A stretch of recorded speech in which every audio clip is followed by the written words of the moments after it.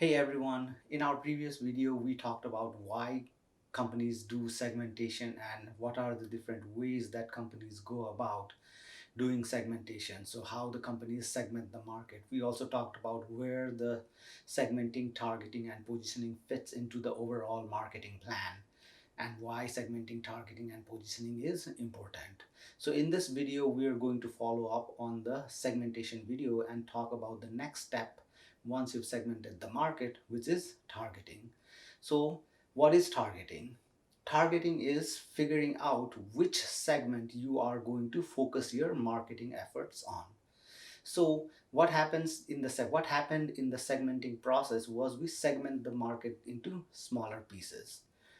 So what happened in the segmentation process is that we segmented the market into smaller pieces. So for example, we might have decided based upon our segmentation analysis that we would be able to break down the market into 6 smaller pieces, right? So 6 segments. Now these 6 segments may have been created using the demographic factor, may have been created using the geographic factor or psychographic factor or users rate behavioral segmentation or a combination of all of those different segmentation strategies.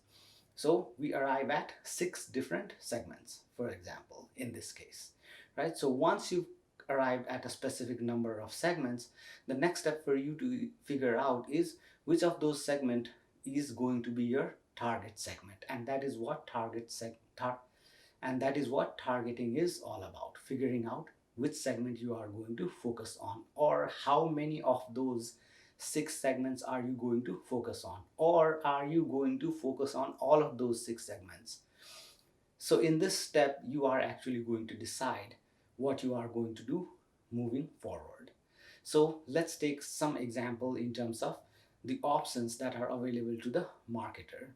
So the marketer might decide that although there are 6 segments in the market, we do not necessarily care about the differences between the segments, and we will use the same marketing strategy to target all 6 segments, right? So you know that there are 6 segments, but what you have decided is you are only going to use one marketing strategy to target everyone in those 6 segments. In this case, you will be using the same product, you will be using the same price, you will be using the same distribution strategy, and then you will be using the same promotional strategy to target all of the entire market across all of those 6 segments.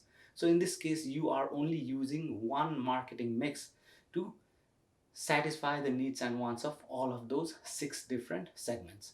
Now, in some cases, this might be a good strategy. For example, for commodities where consumers do not necessarily care about the differences between brands or differences between different types of product in a specific product category. For example, if you are selling salt, now although there might be different segments in the market, their needs and wants are not substantially different when it comes to their use of salt. So in this case, what you can do is you can use the same marketing mix to sell your product to all the different target markets. So in this case, what you are doing is mass marketing, right?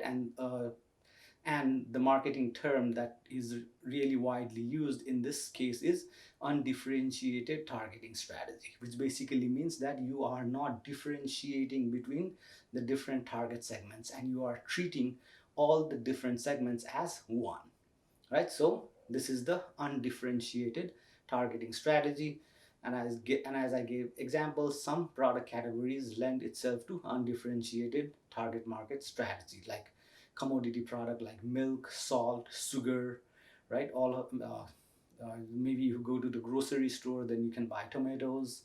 Even though we know that there are different varieties of tomatoes that might be targeted at different people, but generally tomatoes, bananas, all of those different commodity products are generally using one specific marketing mix and try to satisfy all the different types of customer with the same marketing mix, right? The same product, the same price, the same promotion, and the same distribution strategy. At the other extreme, what the company can do is one-on-one marketing. As we know that one really big reason marketers or companies do segmentation or group people into segments is because they want to serve as many customers as efficiently as possible by providing them with what they need and want.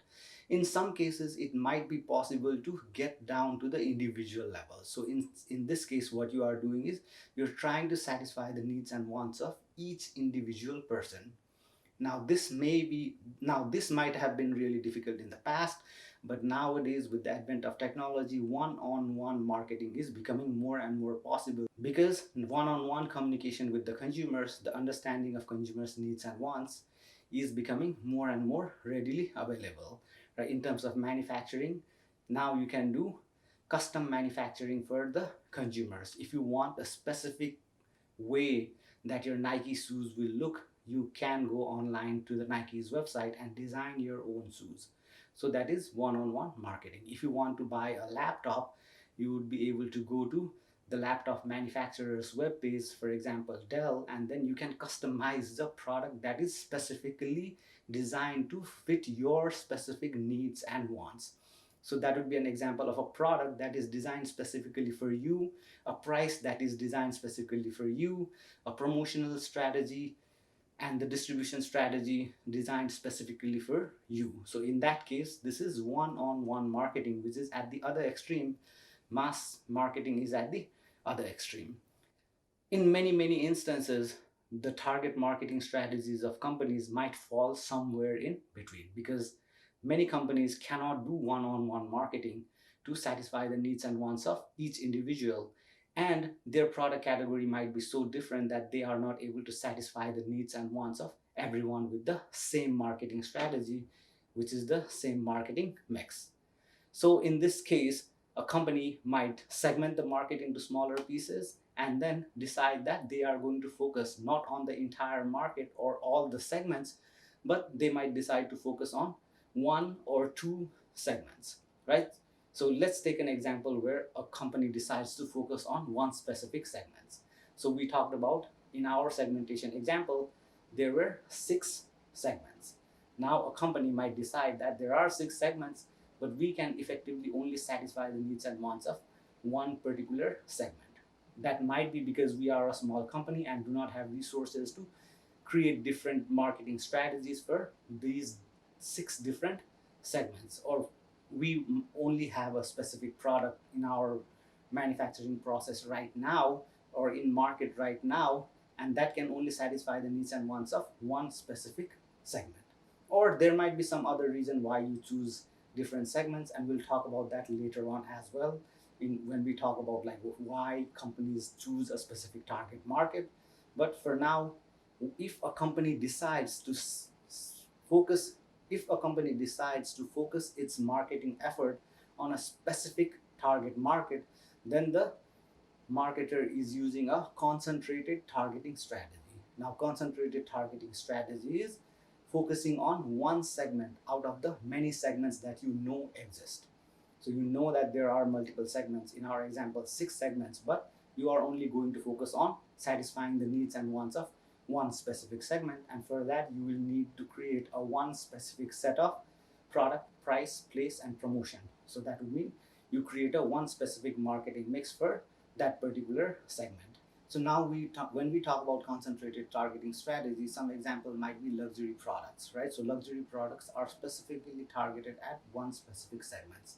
So if you can segment the market in terms of social class, then the luxury products are generally targeted to the upper class. So taking an example of Rolex watches, right? So Rolex watch is a very luxurious product. It costs tens of thousands of dollars, right? Or in many cases even hundreds of thousands of dollars.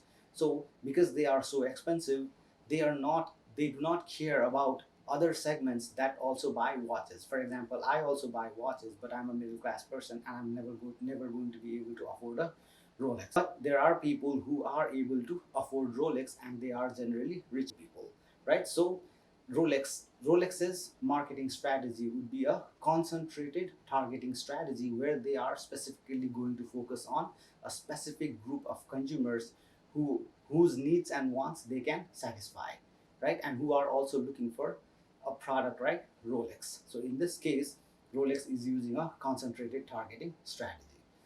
Many times smaller companies do not have the resources available to actually target many different segments, because targeting different segments requires creating different marketing mixes for different segments, because their needs and wants are different. So many smaller companies will generally focus on one specific target market. For example, some companies might do geographic segmentation and focus on a specific geographic location only, and do not care about any other geographic location, even though they know that there is market outside of this geographic region, but they cannot compete with other big companies that exist outside of the geographic region. So they have decided that they are going to focus on a specific target market, and that would be an example of a concentrated target market strategy.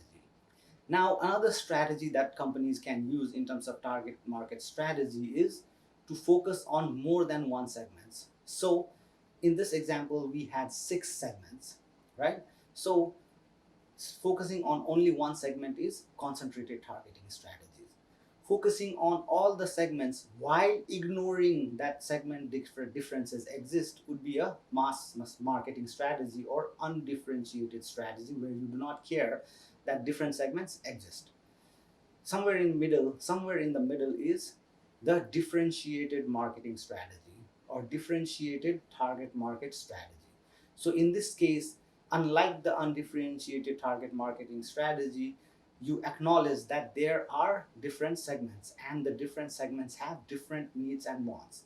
So what you want to do is you want to focus on more than one target segment, and you could, in this example, target 2 segments, 3 segments, 4 segments, or 5 segments, or the entire 6 segments. So you could focus on all the 6 segments, just like the undifferentiated marketing strategy, but you would create specific marketing strategies for each of those different segments. So in undifferentiated, you're focusing on the entire market, but you are only using one marketing strategy or one marketing mix to satisfy the needs and wants of all of those segments.